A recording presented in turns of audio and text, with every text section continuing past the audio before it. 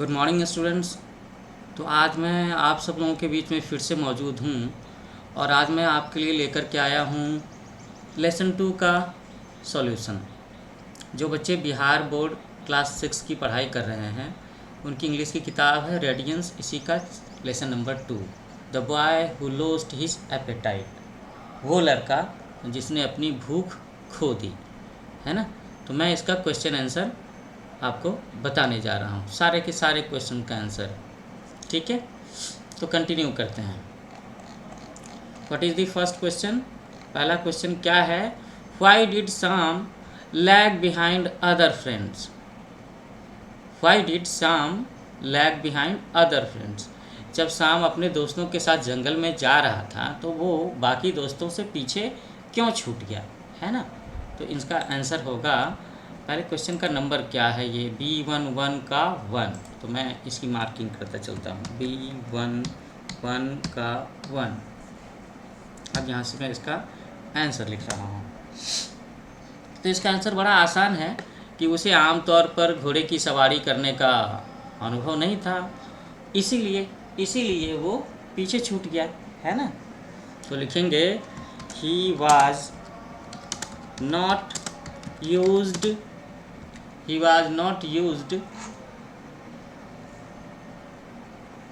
to riding fast, so he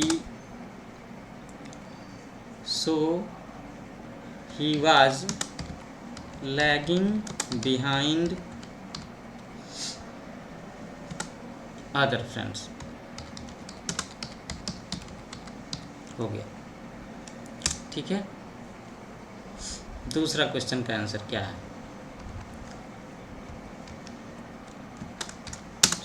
मैं यहाँ पर बस सॉल्यूशन ही लिख रहा हूँ, है ना। क्वेश्चन तो आपकी किताब में है ही।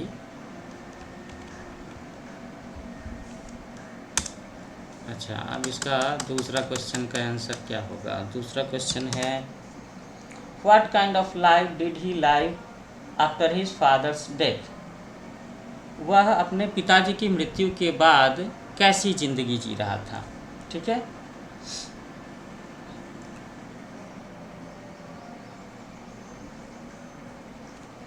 तो लिखेंगे he was living A luxurious life.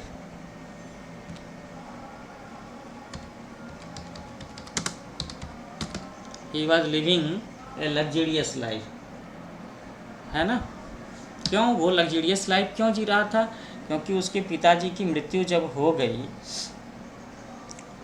तो उन्होंने बहुत सारी ज़मीन जायदाद, बहुत सारी चीज़ें उसके लिए छोड़ रखी थी, इसीलिए वो लग्जरियस लाइफ जी रहा था। उसे कुछ काम करने की ज़रूरत ही नहीं थी। वैसे लोग अपनी खुशी के लिए काम करते हैं और शाम को भी अपनी खुशी के लिए काम करना चाहिए था, लेकिन वो करता नहीं था, है ना।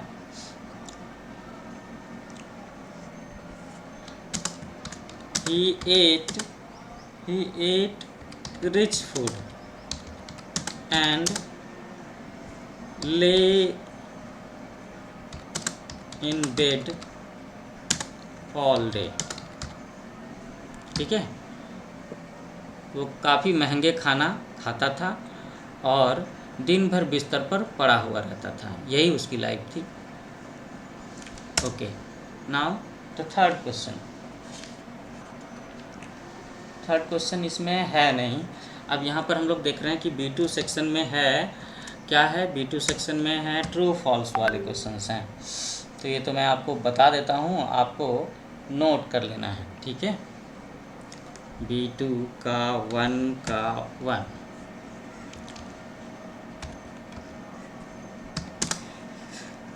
Based on the story write true और false next to each sentence given below. नीचे जितने भी सेंटेंसेस लिखे हैं तो आपने स्टोरी पढ़ी ही है, आपने मेरा लेक्चर सुना ही होगा। नहीं सुना होगा तो मैं उसका लिंक इस लेक्चर के डिस्क्रिप्शन में भी दे दूँगा, ठीक है। तो बस आपको स्टोरी के बेसिस पर इन सारे सवालों के बारे में, इन इस कहानी के बारे में कुछ स्टेटमेंट्स लिखे हुए हैं, आपको बस टिक मार्क करना है। You have to just select whether it is true और फॉल्स। ये जो स्टेटमेंट है वो सही है या गलत है। So what is the first statement? पहला स्टेटमेंट क्या है? Sam was a young boy. साम एक युवा लड़का था। तो I think this is true. कहानी में यही तो है कि साम एक यंग लड़का था। ट्रू। नेक्स्ट, दूसरा स्टेटमेंट क्या है? दूसरा स्टेटमेंट है Sam lay in bed all day because he became sick. Sam दिन भर बिस्तर पर पड़ा रहता था क्योंकि वो बीमार था।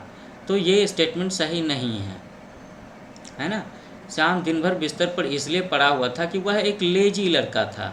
उसके पास मतलब उसकी ज़रूरत की सारी चीज़ें थी। एक बड़ा सा घर था, खाने पीने की चीज़ें, खेत वगैरह सब कुछ था, जो उसके पिताजी छोड़ करके गए थे और वो अकेला ही था। तो वो इसलिए वो आलसी था, इसलिए बिस्तर पर पड़ा रहता था। तो दूसरा स्टेटमेंट जो है वो फॉल्स है। Okay, now the third statement. What about the third statement? Third statement is साम रोड वेरी स्लोली। राइड एक इंग्लिश का वर्ब है। राइड का मतलब होता है सवारी करना। तो इस कहानी में है ना कि एक बार साम अपने दोस्तों के साथ जंगल में घोड़े की सवारी के लिए गया। तो यहाँ स्टेटमेंट है साम रोड वेरी स्लोली। तो साम बहुत धीरे धीरे चल रहा था उसका घोड़ा। तो ये स्टेटमेंट तो सही है। So we will mark it as true. Okay, now statement number 4। The peasant offered Sam roti and vegetables. तो सबसे पहले आपको समझना होगा, आपको याद है पीजेंट किसे कहते हैं? पीजेंट हम लोग कहते हैं किसानों को, फार्मर्स को, है ना। तो ये लोग जब सवारी कर कर आगे पहुँचे थे, ये रास्ता भटक गया था, तो ये एक किसान के घर पर पहुँच गया, है ना। और उसने किसान को रोटी और वेजिटेबल ऑफर किया। सो डू यू रिमेंबर कि उस किसान ने इसे अपनी झोपड़ी में बिठा करके क्या क्या खाने को चीज़ें दी? मुझे तो याद है कि उसने इसे रोटी और दाल ऑफ़र किया था। इट वाज नॉट वेजिटेबल, सब्जियां नहीं थीं। ठीक है। So the third statement is false. Roti and dal is the correct answer, जबकि यहाँ स्टेटमेंट लिखा है रोटी एंड वेजिटेबल्स।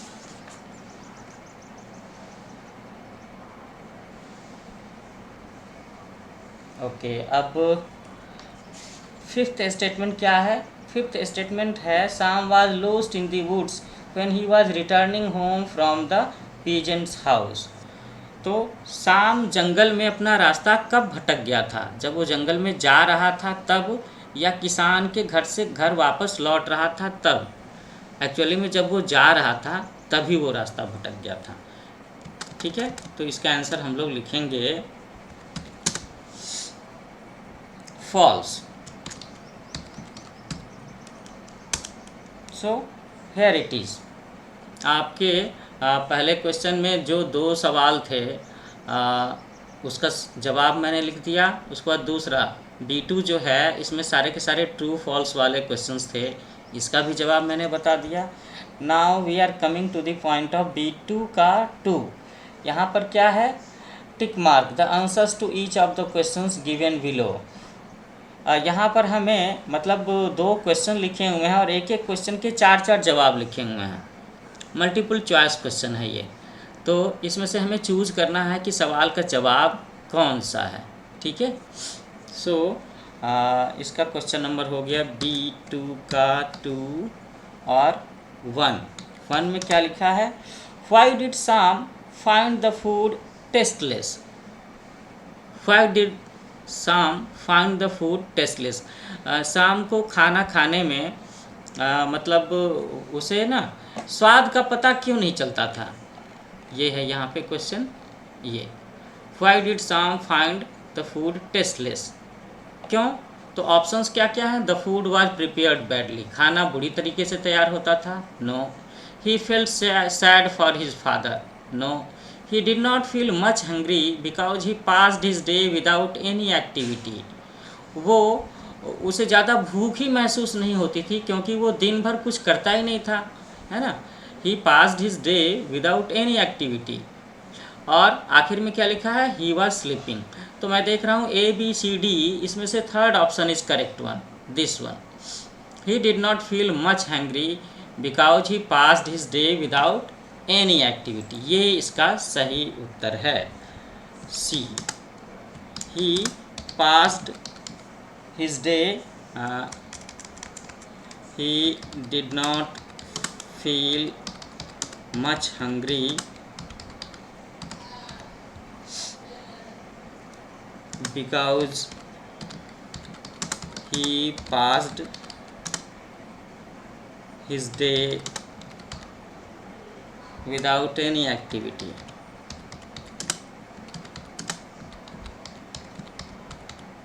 हो गया, ये हो गया इसका जवाब।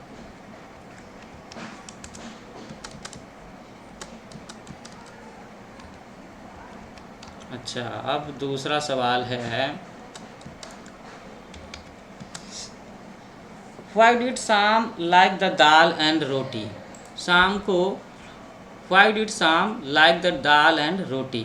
शाम को दाल और रोटी अच्छी क्यों लगी, उसका स्वाद अच्छा क्यों लगा, जो उसे उस किसान ने खिलाया था अपनी कुटिया में, झोपड़ी में। It was cooked in A special वे। क्या वो बहुत स्पेशल तरीके से बनाया गया था? No. Sham had not eaten roti and dal for many days. Sham ने बहुत दिनों से रोटी और दाल नहीं खाया था। नो। शाम was tired and hungry. Sham थका हुआ था और भूखा था। It seems to be right answer. Sham like the huts. Sham झोपड़ी पसंद करता था, ये भी नहीं। तो इट इज़ ए कोइंसिडेंस, दूसरे सवाल का जवाब भी सी है, शाम was tired and hungry. Okay, तो यहाँ हम लोग लिखेंगे शाम वाज टायर्ड एंड हंग्री। ये हो गया जवाब। Now we have come to the question number B2-3, है ना। Answer the following questions in not more than 50 words. तो ये सब्जेक्टिव क्वेश्चंस वाला, सब्जेक्टिव आंसर वाला हिस्सा है ना। ये जहाँ पर हमें सवालों के जवाब लिखने तो हैं, but the answer should not increase the length of 50 words. 50 सबसे ज़्यादा के उत्तर नहीं होने चाहिए। So the first question is, how did Shyam spend his life after his father died. B2-3, ठीक है।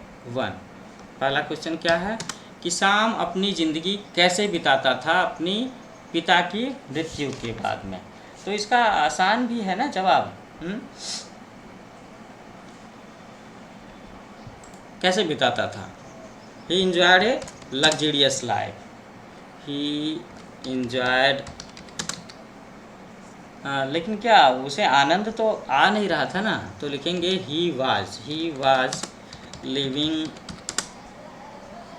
Living A luxurious life.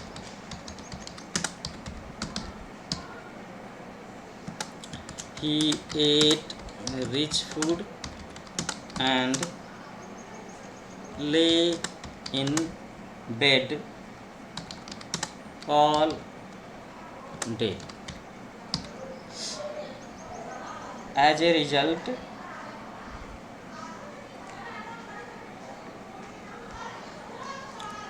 he used to be lazy. Okay, lazy.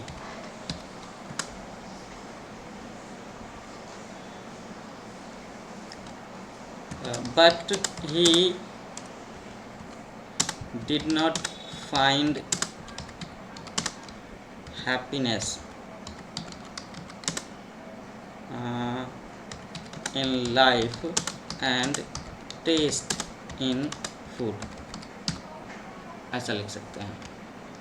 तो डिड नॉट फाइंड हैप्पीनेस को छोड़ देते हैं, ये लिख देते हैं he did not find any taste in food, और खाने में उसे कोई स्वाद नज़र नहीं आता था। ये हो गया जवाब।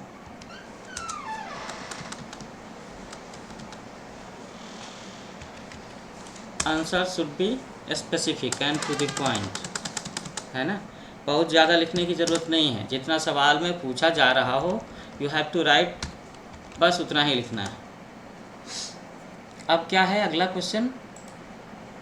अगला क्वेश्चन है what made Shyam lose his way in the woods. What made Shyam lose his way in the woods.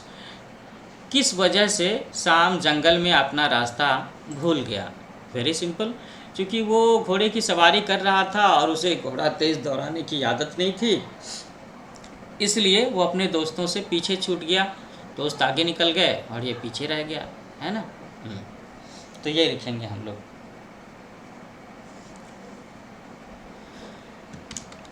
He was not used to ride fast.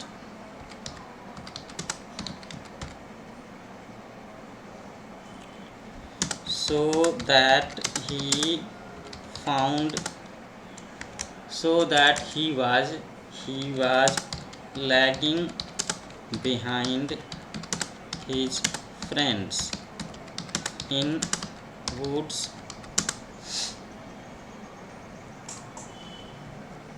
During the journey. ठीक है,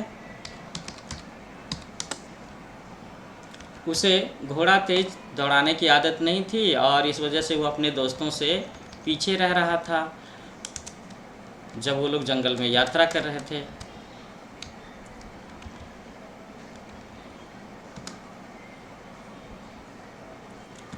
He got lost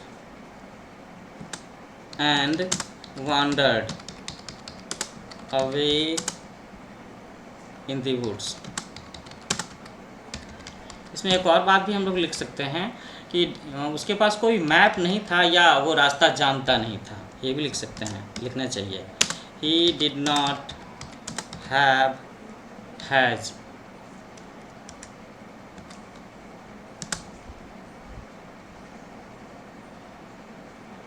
any map or route to destination। जहाँ उसे जाना था उसका कोई map या रास्ता उसको नहीं मालूम था।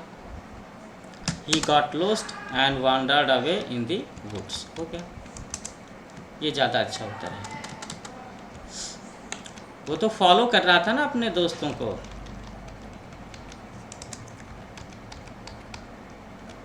उसे पता नहीं था सही से कि आखिर उसकी मंजिल कहाँ है, उसके दोस्त उसे कहाँ ले जाना चाहता है। He was just following his friends, इसीलिए वो रास्ता भटक गया। ठीक है, अब क्या है थर्ड क्वेश्चन। अच्छा, ज़रा एक मिनट के लिए मैं कहना चाहूँगा, याद दिलाना चाहूँगा कि आप सब बच्चों में से किसी बच्चे ने अगर मेरा चैनल सब्सक्राइब नहीं किया है सो डू इट फास्ट। आपको इसे जल्दी से जल्दी सब्सक्राइब करना चाहिए, क्योंकि अगर आप मेरा channel new Age coaching subscribe करोगे तो आपको समय समय पर इसके नोटिफिकेशंस आते रहेंगे और मैं कौन सा अगला लेक्चर आपके लिए अपलोड कर रहा हूँ, क्या क्या चीज़ें आपके काम की हैं, मैंने इंग्लिश का डाला कि नहीं, मैंने साइंस का डाला कि नहीं, मैंने सोशल साइंस का लेक्चर अपलोड किया है कि नहीं, वो आपको पता चलता रहेगा और आप समय समय पर लेक्चर्स को देखोगे और अपनी पढ़ाई को मजबूत कर पाओगे, है ना।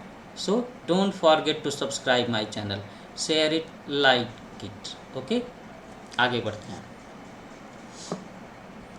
Who helped Sam when he lost his way and how? किसने शाम की मदद की और कैसे मदद की?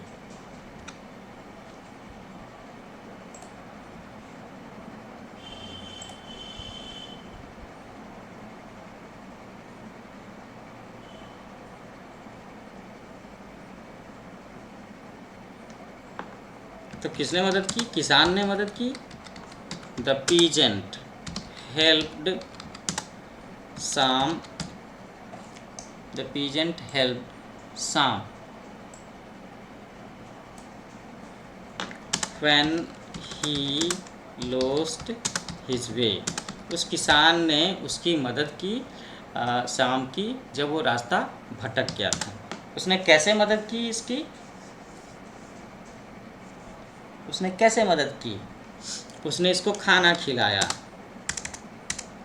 Sam was tired and hungry, Sham थका हुआ था और भूखा था। The peasant offered him roti and dal to eat. Okay, है ना। किसान ने उसको रोटी और दाल खाने को दिया। उसके बाद क्या हुआ होगा?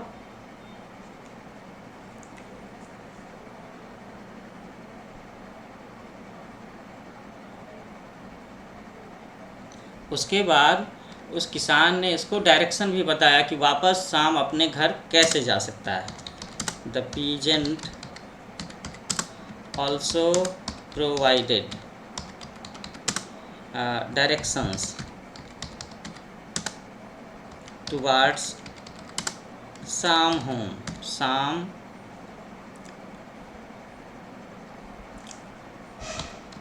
Home to return back properly. ठीक है, उस किसान ने इसको अपने घर वापस लौटने का रास्ता भी बताया। उसे बताया कि कैसे किधर जाना है, दाएं जाना है, बाएं जाना है, और इस तरीके से उसने हेल्प की। हो गया। अच्छा, अब अगला क्वेश्चन क्या है? What is the next question? The fourth question, what made the food tasty और टेस्टलेस फॉर शाम? Give reasons for your answer. कि किस वजह से शाम का खाना टेस्टी लगता था या टेस्टलेस लगता था, है ना।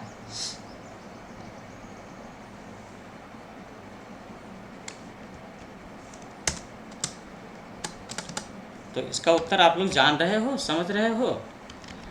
जब उसे बिना मेहनत के खाना मिल जाता था तो वो खाना उसे टेस्टी नहीं लगता था, और जब वो उसने मेहनत की, जब उसको थकान महसूस हुई, जब वो उसको भूख महसूस हुई, तब जो कुछ भी खाना उसे मिल गया उसमें उसे टेस्ट नज़र आता था।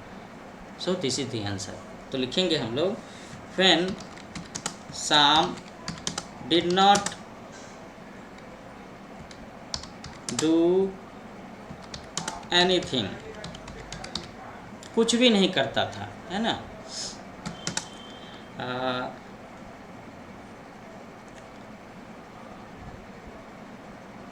एंड केप्ट लेइंग ऑन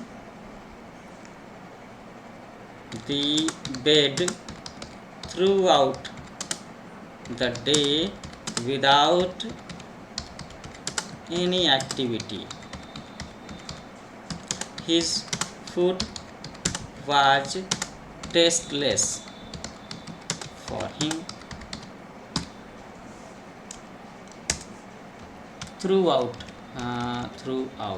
पूरे दिन, है ना। होल डे भी लिख सकते हो आप, throughout the day. Whole day लिख दूँ, whole day.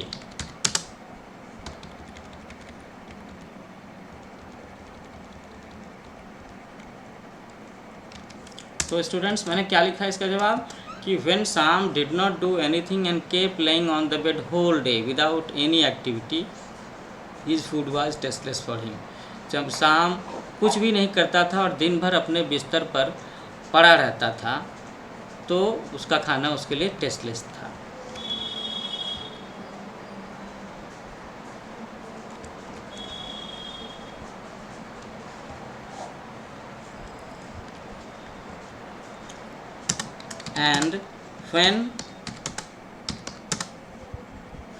And when he labored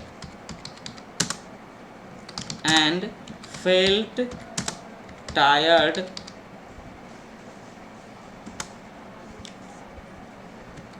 and hungry, whatever he ate, it was tasty for him.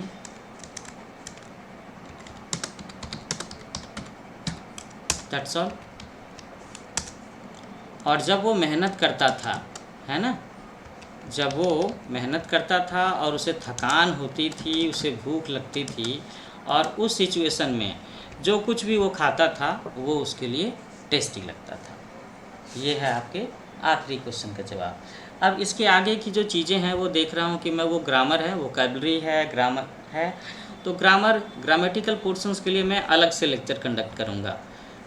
तो बच्चों इस तरीके से आज मैंने आपके लिए बिहार बोर्ड के जो बच्चे क्लास 6 की पढ़ाई कर रहे हैं उनकी जो इंग्लिश की किताब है रेडियंस, उसका lesson number 2 the boy who lost his appetite, इसका मैंने सॉल्यूशन आपको दिया है।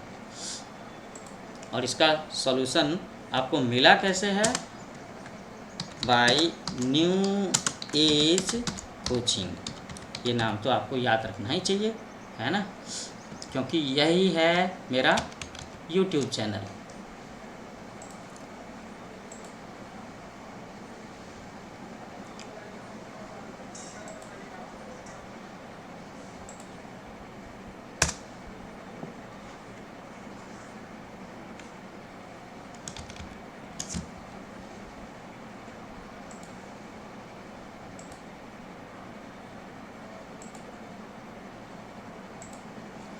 ठीक है बच्चों, तो आप मेरे चैनल न्यू एज कोचिंग से लाइक करो, शेयर करो, सब्सक्राइब करो और मुझे कमेंट करके ये ज़रूर बताना कि आपको मेरा ये लेक्चर कैसा लगा। How did you get it, how did you find it, है ना, डू यू लाइक इट और नॉट। आप मेरे लेक्चर्स को लाइक भी करो, कमेंट भी करो, पूछो और क्या चाहते हो, है ना। तो मैं धीरे धीरे करके बिहार बोर्ड के बच्चों के लिए और भी सारे लेक्चर्स डालूंगा, बाकी सारे सब्जेक्ट्स के भी, और सॉल्यूशंस भी डालूंगा।